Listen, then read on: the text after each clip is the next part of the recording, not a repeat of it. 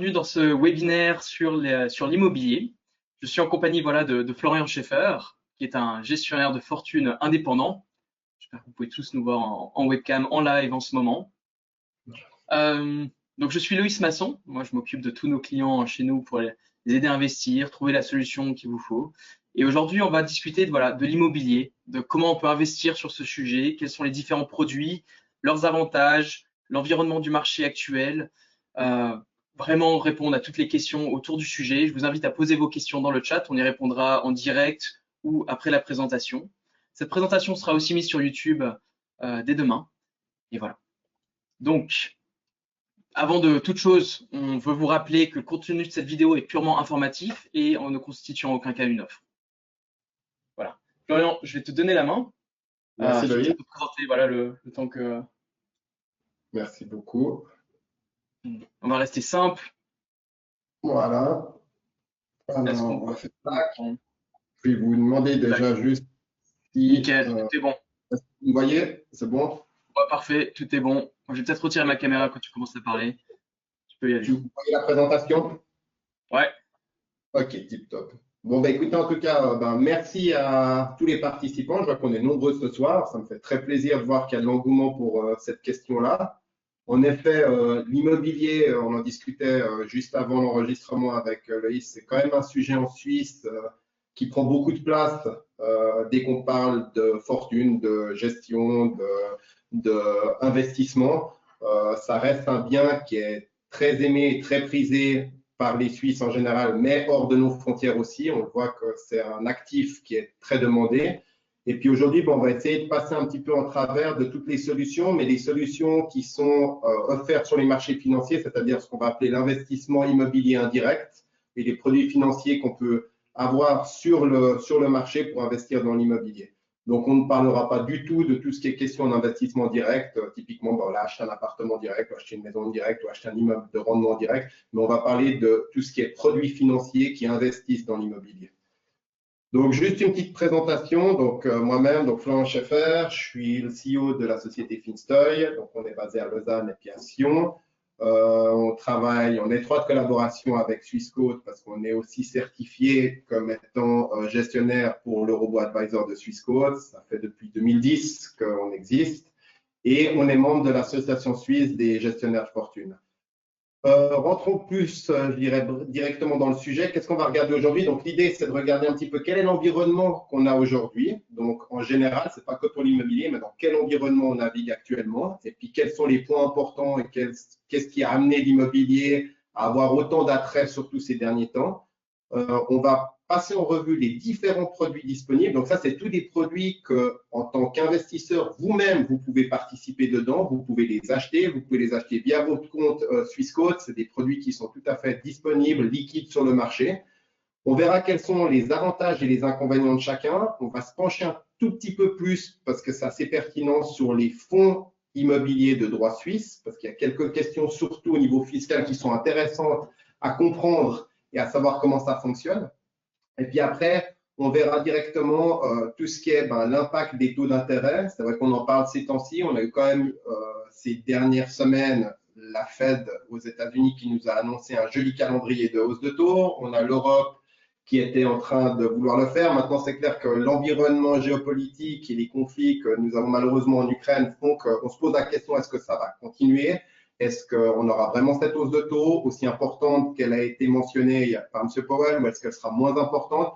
Je ne vais pas vous donner, je ne vous cache pas, je n'ai pas la réponse aujourd'hui. Par contre, ce qu'on va essayer de voir, c'est s'il y a une hausse de taux, comment est-ce que ces produits immobiliers réagissent et qu'est-ce qu'il faut faire attention. On verra aussi les autres, ce que j'appelle autres points.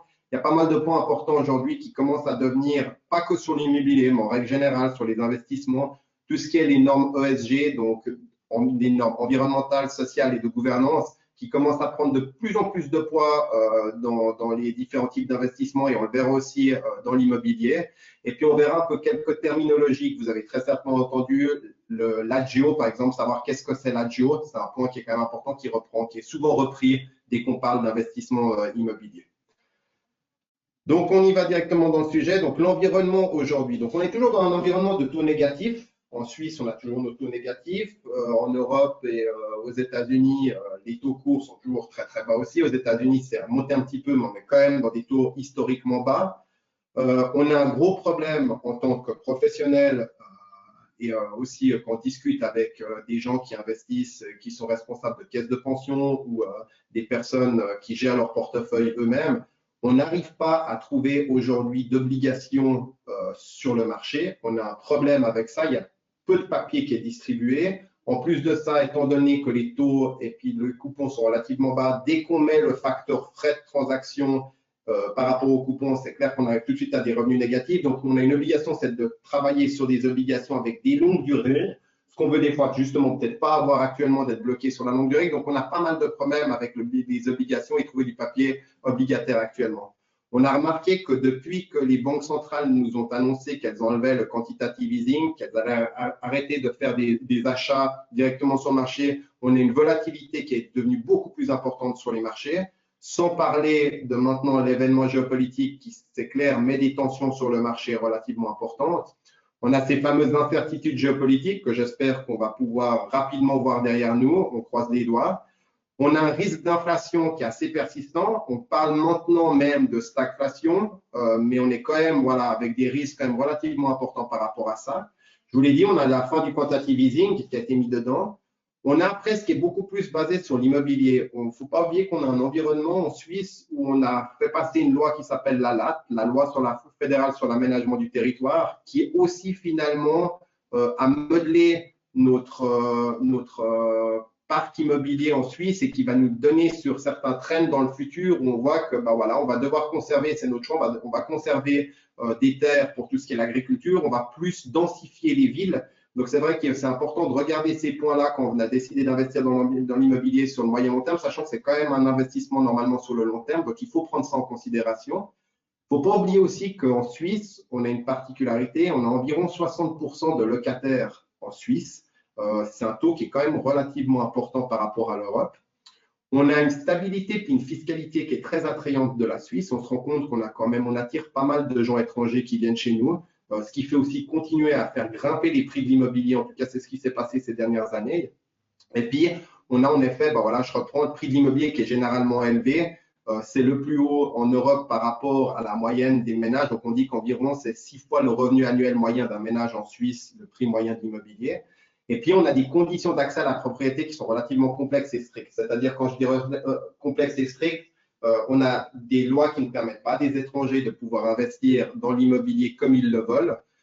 On a des règles aujourd'hui qui nous sont données par la FINMA au niveau des hypothèques qui sont strictes, au niveau de la tenue des charges, au niveau des fonds propres qu'on doit avoir, ce qui rend l'accès quand même très difficile et l'acquisition d'immobilier qui rend quand même voilà, les choses plus compliquées.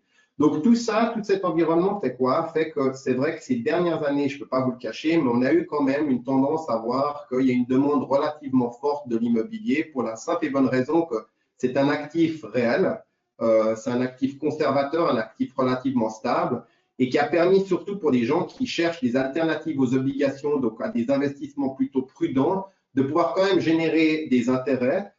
Aujourd'hui, on est environ entre 2,5 et 3% de revenus ou de coupons, si je peux dire, qui est offert en règle générale par les produits immobiliers, que ce soit des dividendes sur les sociétés immobilières, que ce soit les paiements des coupons sur les ETF ou des fonds immobiliers sur les revenus locatifs qui touchent. Donc, on arrive quand même à des choses relativement intéressantes par rapport au taux négatif. Et c'est vrai qu'il y a eu pas mal d'attraits qui s'est mis là-dedans. En plus de ça, le prix de l'immobilier a augmenté, c'est-à-dire que le capital investi a aussi augmenté, ce qui a favorisé et ce qui a donné finalement une bonne réputation ces derniers temps par rapport à l'immobilier. De nouveau, je ne vais pas développer sur le marché de l'immobilier, mais prenez juste en considération qu'en Suisse, on a vraiment un marché qui est totalement différent de ce qu'on peut trouver justement chez nos voisins.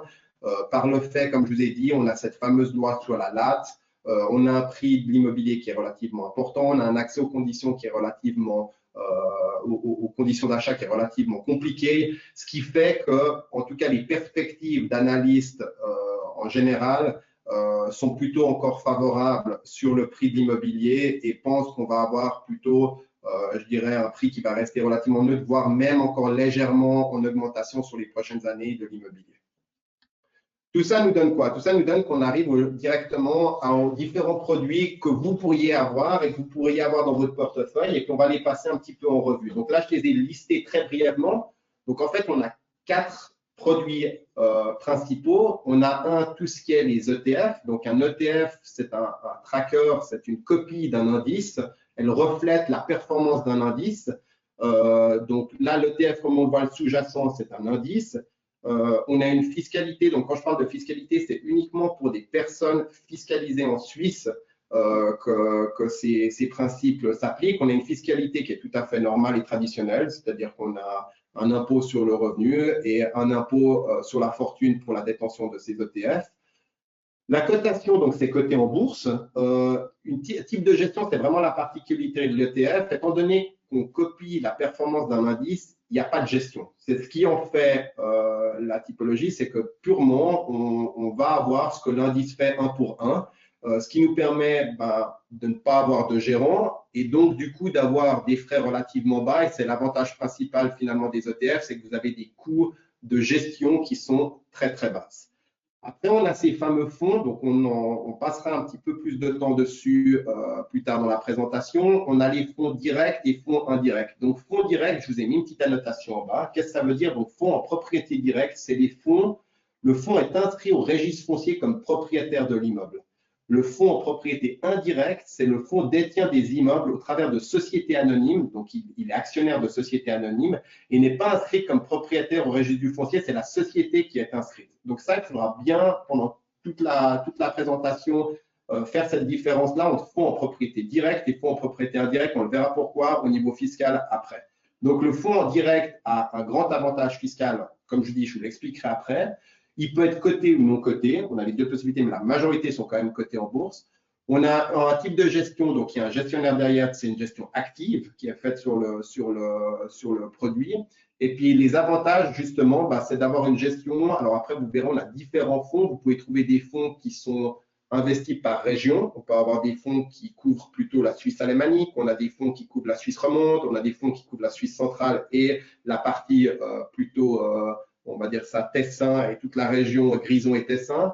Après, on a des fonds, vous pouvez trouver des fonds avec certains thèmes. Vous avez des fonds qui font purement du commercial, que des biens commerciaux. On trouve maintenant des fonds qui s'appellent Crédit Suisse, en a un qui s'appelle par exemple le Crédit Suisse Hospitality. Donc, c'est tout ce qui est lié au secteur de l'hôtellerie. Il y a même à l'intérieur tout ce qui est des EMS pour personnes âgées. Vous avez des fonds qui investissent dans tout ce qui est green, donc des immeubles minergiques qui respectent, qui ont une politique d'investissement ou de réinvestissement par rapport à des panneaux solaires, des vitrages, triple vitrage, ce genre de choses. On a même, je pense que tous vous les connaissez parce qu'on les voit de plus en plus en Suisse, on a le fameux fonds Streetbox qui investit dans des box ou plutôt des garages ou des centres finalement pour pouvoir louer des locaux afin d'avoir en fait directement à l'intérieur une possibilité de pouvoir gérer tout ce qui est garage et genre de choses. Et puis après, vous avez des fonds, ce qu'on appelle fonds résidentiels, donc qui investissent que dans le résidentiel, dans des appartements résidentiels. Le fonds indirect, comme je dis, la seule différence par rapport au fonds direct, c'est qu'il a une fiscalité qui est normale, c'est-à-dire qu'il n'a aucun avantage fiscal, et on verra justement de nouveau la différence plus tard. Et la dernière chose, c'est les sociétés immobilières. Donc, les sociétés immobilières, c'est des sociétés comme une action, comme un Novartis ou Roche que vous trouvez en bourse en Suisse. C'est à l'intérieur des immeubles et ou des sociétés immobilières, les sous-jacents. Vous avez une fiscalité qui est normale dessus, c'est coté ou non coté. Un type de gestion plutôt passive, parce que souvent, ce qu'on retrouve avec les sociétés immobilières, c'est que c'est souvent des holdings, c'est des gros propriétaires qui ont décidé à un moment donné de mettre leur société en bourse afin de lever des capitaux pour faire, par exemple, une acquisition relativement importante d'immeubles ou autres. Mais on a quand même une différence où il faut faire attention par rapport aux sociétés immobilières, c'est que souvent, le capital est détenu par un ou plusieurs actionnaires majoritaires. Et c'est vraiment eux qui font la politique. Donc, il faut vraiment être en accord avec la politique de ces gens-là, parce que c'est un petit peu eux qui font la pluie et le beau temps, on va dire ça, par rapport à la gestion de ces sociétés-là. Un avantage, ou qui peut être, on le verra aussi, un inconvénient plus tard, c'est étant donné que c'est coté en bourse, souvent la perception des investisseurs est prise comme si c'était des actions sur le marché. Donc, il y a une réactivité et il y a une corrélation relativement importante avec le marché des actions. Donc, souvent, quand vous avez une correction des marchés, les sociétés immobilières cotées en bourse ont tendance à un petit peu plus corriger que les fonds immobiliers ou que les ETF.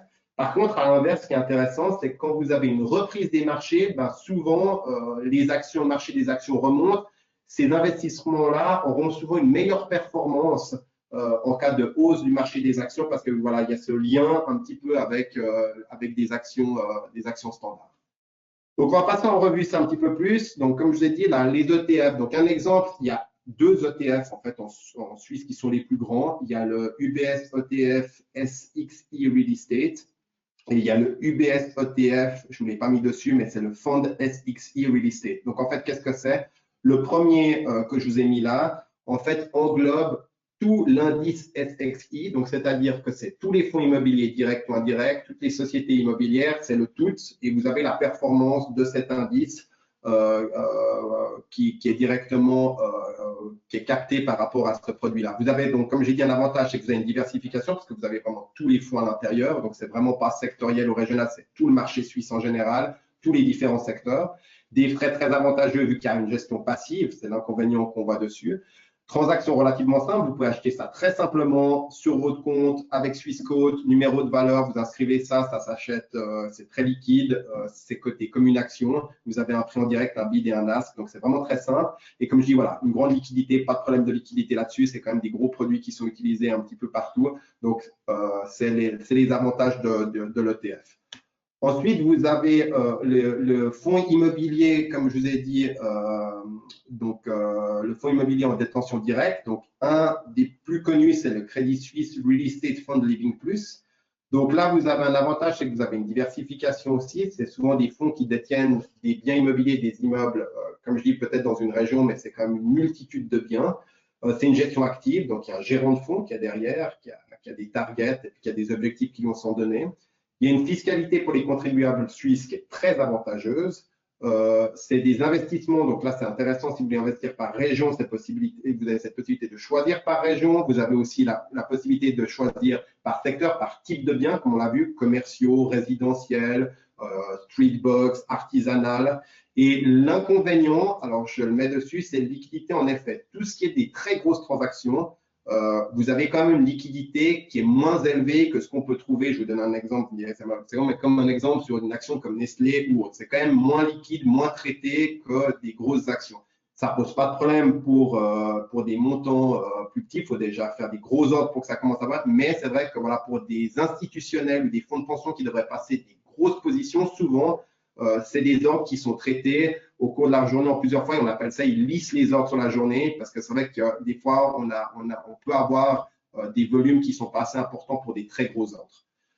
Ensuite, on a les fonds immobiliers indirects. Donc, le plus connu, je pense que vous en avez tous entendu parler, ça c'est le plus vieux fonds, c'est le premier fonds immobilier suisse qui est créé, c'est le FIR, le fonds immobilier roman. Là, la même chose, donc une grande diversification comme le fonds immobilier direct, une gestion active, des investissements par région pour en trouver plusieurs fois avec voilà, tous les différents types de régions, types de biens. Vous avez un avantage, c'est que vous avez un droit de dénonciation des parts. Ça veut dire quoi? Ça veut dire que si vous détenez des parts de ces fonds-là, vous avez la possibilité d'aller chez le gérant et lui demander d'avoir en retour votre argent et votre investissement que vous avez mis dedans. Si vous décidez pas passer par la bourse, mais directement par le gérant, vous pouvez aller chez le gérant, lui déposer vos papiers, vos titres que vous avez dans le fonds. Et il a, selon la loi, ça s'inscrit selon la loi, il a l'obligation de devoir liquider des positions du fonds pour pouvoir vous rendre votre argent. Donc, il y a une sécurité, on va dire ça, au niveau de la vente des investissements faits dans les fonds immobiliers. Et l'inconvénient, c'est la même chose que les directs, donc c'est toujours cette liquidité qu'on a vu avant.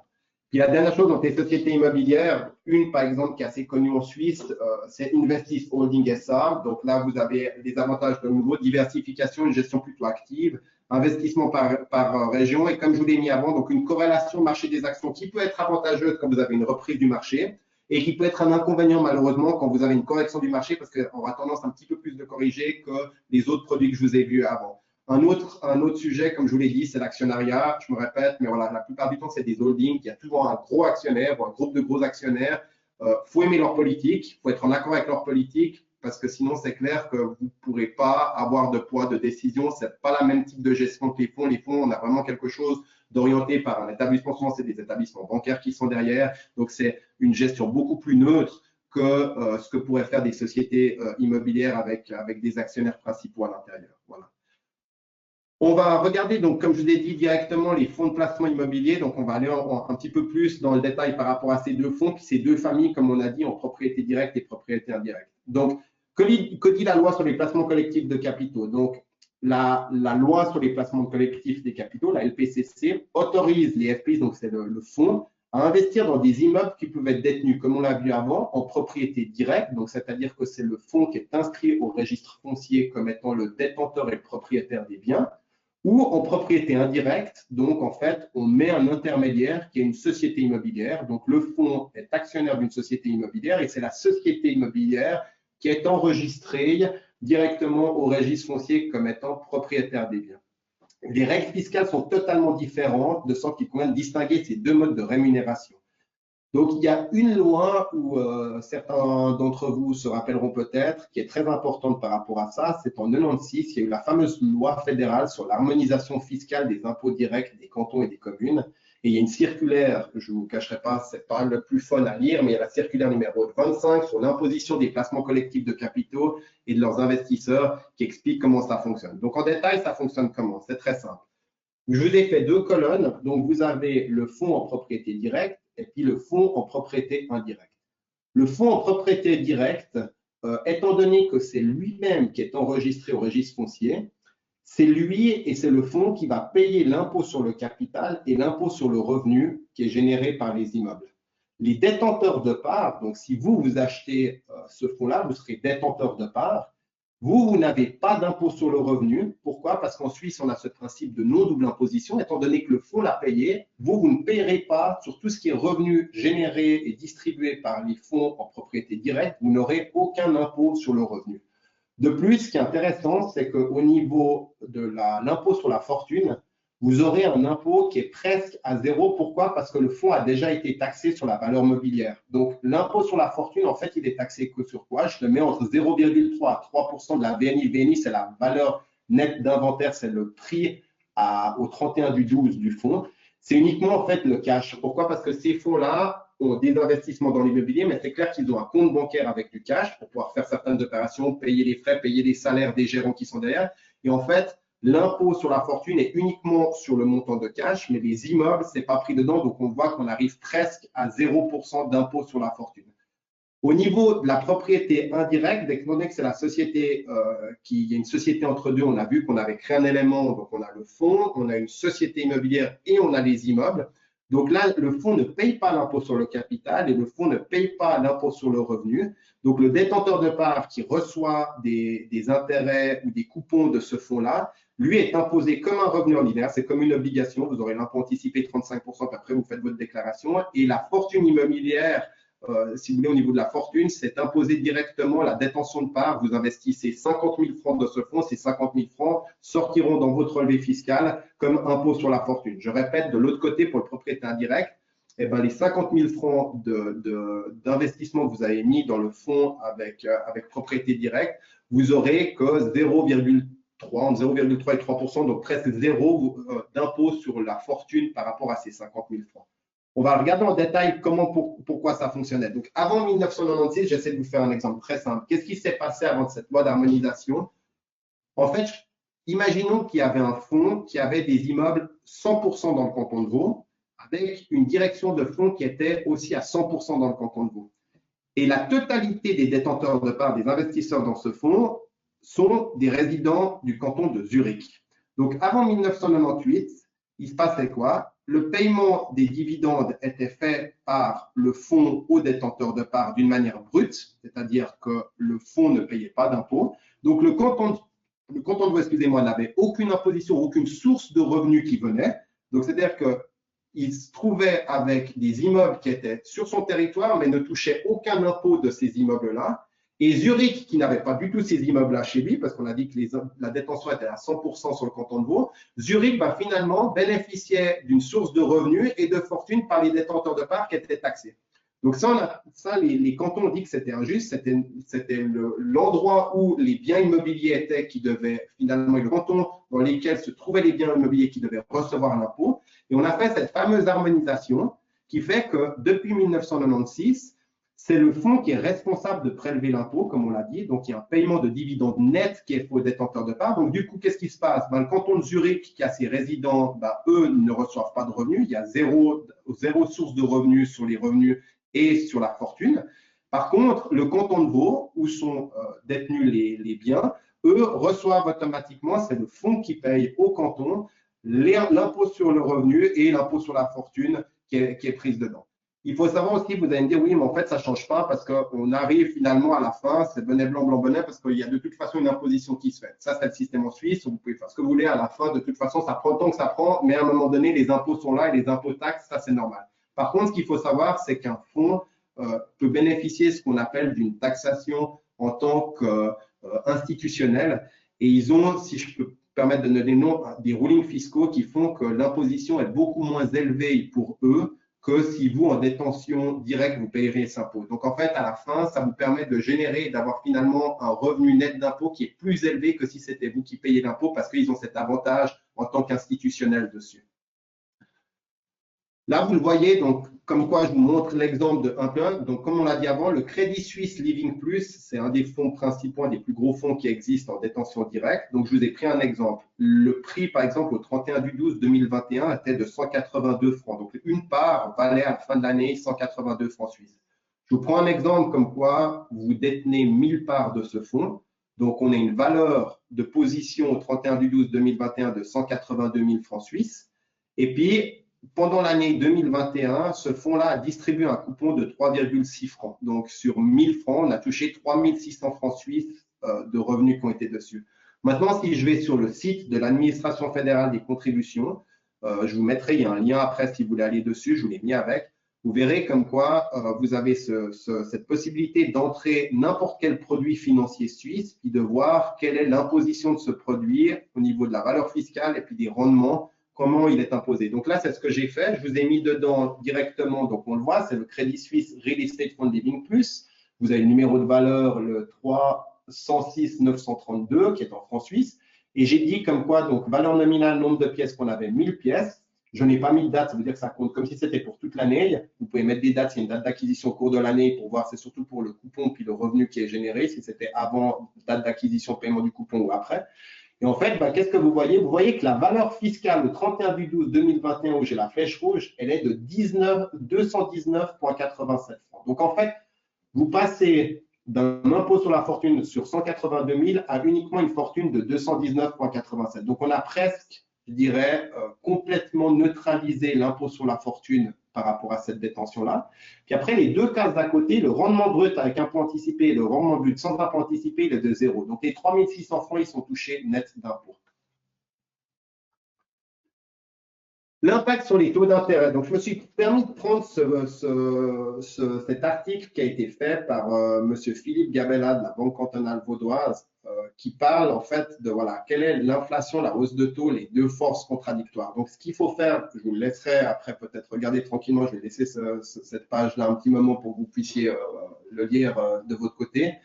Mais en fait, ce qu'il explique, c'est que vous avez deux choses qui sont importantes à prendre en considération. Comme vous le savez, quand vous êtes locataire, souvent dans le bail, il est marqué dedans que votre bail, en fait, est directement lié à un indice, donc soit un taux d'intérêt, soit un indice à la consommation, mais le propriétaire a la possibilité, si on prend l'exemple des taux, si les taux montent, de vous réadapter le loyer.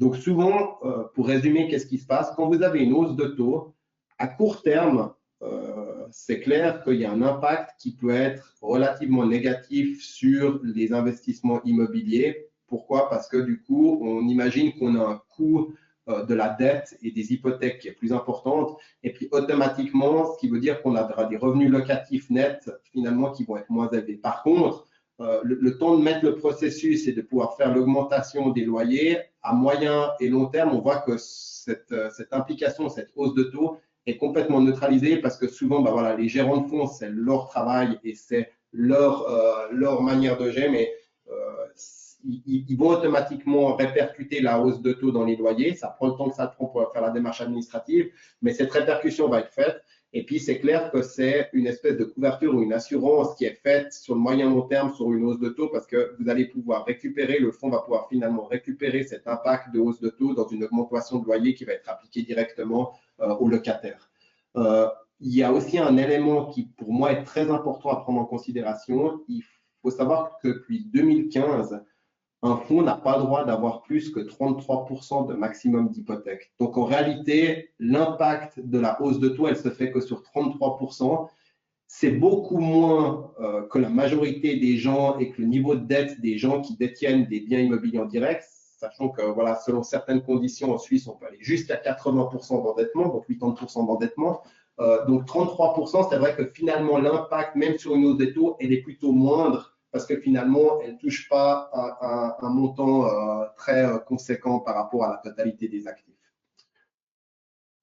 Je vous ai dit, on allait regarder ensemble aussi quelques termes. Donc, un terme qu'il faut regarder qui est très important, on en parle souvent, c'est l'AGIO. Donc, moi, aujourd'hui, c'est plutôt pour vous apprendre qu'est-ce que c'est l'AGIO. Donc, l'AGIO, en fait, c'est très simple. C'est la différence entre le cours de bourse. Donc, on l'a vu avant, le VNI, donc la valeur nette d'inventaire, la NAV, ce qu'on appelle ça.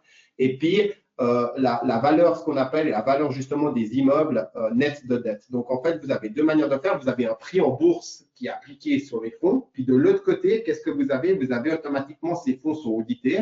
Il y a des experts immobiliers qui vont analyser la valeur de chaque immeuble chaque année.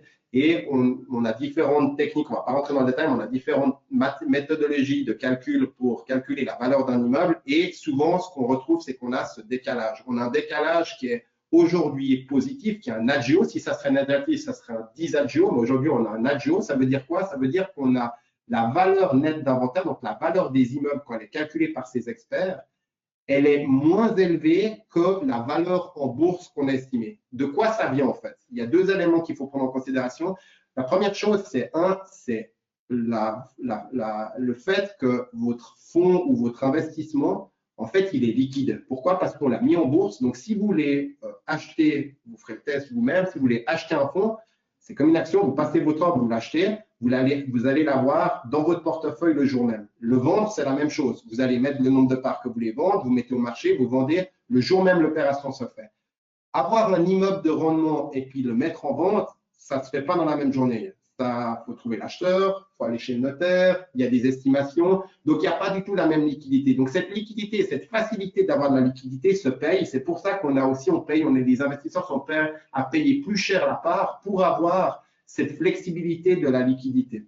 Et le deuxième élément, comme je l'ai dit aussi au début, on a en effet un environnement où aujourd'hui, il y a une forte demande quand même sur les fonds. Pourquoi? Parce qu'on a tout le secteur obligataire qui est très tendu, on n'a pas de papier, il est difficile de trouver des obligations. Donc, c'est clair qu'on a plus de demandes que d'offres. Donc, ça fait augmenter les prix en bourse et automatiquement, ça fait augmenter cet agio qui est, vous verrez, vous lisez un petit peu des articles, on en parle très souvent qui est mis dedans.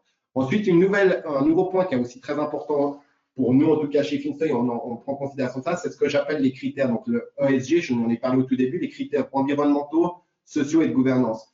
Je pense qu'on voit, vous l'avez tous vu, on a de plus en plus de subventions qui sont accordées par les cantons dans tout ce qui est des travaux de renouvellement si on applique et on prend directement des normes environnementales en considération. Donc, si on change, par exemple, une chaudière à mazout avec des panneaux solaires ou avec une pompe à chaleur ou avec, si on change de vitrage, si on fait une isolation externe de l'immeuble, c'est des subventions qui sont offertes par les cantons. Et le trend est vraiment là-dedans. Je pense qu'aujourd'hui, on passera pas à côté. De plus en plus, la construction essaye d'être le plus propre possible, mais en tout cas de respecter le plus possible l'environnement. Et je vous conseille vivement, en tout cas, d'investir et de prendre plutôt des fonds qui ont une politique qui va dans ce sens-là. Parce que à moyen terme, je pense que certains investisseurs vont peut-être laisser derrière eux les fonds qui ne respectent pas ces règles-là. Et clairement, on le voit, on le voit pour les fonds, mais on le voit nous aussi en tant que professionnels dans les investissements en actions ou dans tout autre investissement. Aujourd'hui, les caisses de pension qui sont quand même des joueurs importants dans le milieu financier, le milieu boursier, demandent de plus en plus que ces normes ESG soient respectées dans leur stratégie, dans leur politique d'investissement. Et c'est quand même eux qui font, on va dire ça, la pluie et le beau temps sur les marchés. Donc, allons dans leur sens et pas contre eux. Et c'est pour ça que je vous conseille vivement de regarder ça dans les descriptifs des fonds, regardez vraiment quelle est la politique ESG des fonds et des investissements que vous décidez de prendre. En détail, voilà, moi je vous fais juste un résumé sur ce que nous on a fait de notre côté. Ça vous permet de voir un petit peu voilà, comment est-ce que nous, en tant que professionnels, on travaille. Ben, nous, ce qu'on a essayé de faire, c'est clair qu'on a la majorité, alors il faut recadrer un tout petit peu, mais chez Finstone, on a une grande majorité de clientèle qui sont de la clientèle privée. Donc on a très peu d'institutionnels, c'est plutôt des privés. Donc c'était évident pour nous que les fonds en investissement direct, c'est quelque chose, avec la pertinence fiscale qu'ils ont, c'est quelque chose qui est très important et je pense qu'aujourd'hui, on a très peu de produits sur le marché qui permettent d'offrir des 2,5-3% de rendement net d'impôt en francs suisses. Donc, qu'est-ce qu'on a fait? On a décidé de créer en fait un basket. On en a deux sortes. On a un basket qui est de la capitalisation, qui ne distribue pas de coupons, et un autre qui distribue un coupon.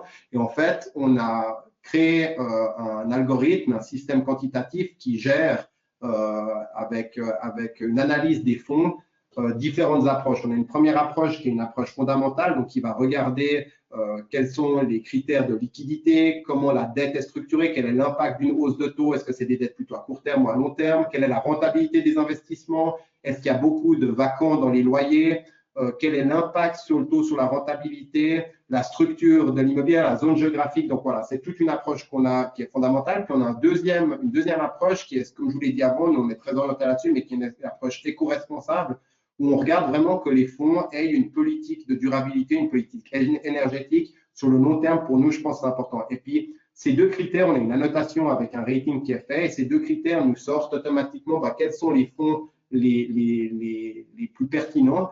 Et puis, on investit dans ces fonds-là pour avoir une diversification. Donc, ça permet avec un produit d'être diversifié dans plusieurs fonds immobiliers et de pouvoir bénéficier de ces avantages fiscaux qu'il y a de ce fonds immobilier. Là, on voit, je vous ai juste mis, on parlait justement de comment ça fonctionne. Alors, je vous ai mis parce qu'on a les détails d'une autre avec justement notre fameux produit que je viens juste de vous en parler, on voit la performance en bleu par rapport au SMI et puis par rapport à l'Eurostoxx. Donc, comme je vous l'ai dit au départ, c'est clair que ça reste, l'immobilier reste finalement un actif quand même conservateur, une valeur aussi refuge. On le voit actuellement avec les marchés, comment ça corrige. Ce n'est pas des produits où si vous voulez faire 25% par année, il ne faut pas aller là-dedans. Par contre, pouvoir avoir une conservation, une préservation du capital et puis un rendement qui va finalement, comme on l'a vu, plutôt suivre la hausse des taux avec un certain décalage, mais qui aura tendance à suivre la hausse des taux par son mécanisme, eh ben, c'est vraiment des produits qui sont aujourd'hui intéressants en fonds de portefeuille. Vous trouverez ici les différentes références par rapport à ma présentation. Donc, la première, c'est la liste Torga sur le site torga.ch. C'est une liste qui est assez intéressante qui répertorie tous les fonds immobiliers. Donc, vous pourrez aller voir dessus. Vous verrez qu'il y a un petit astérix sur les fonds qui sont en détention directe et ceux qui ne sont en détention indirecte n'ont pas de petit astérix.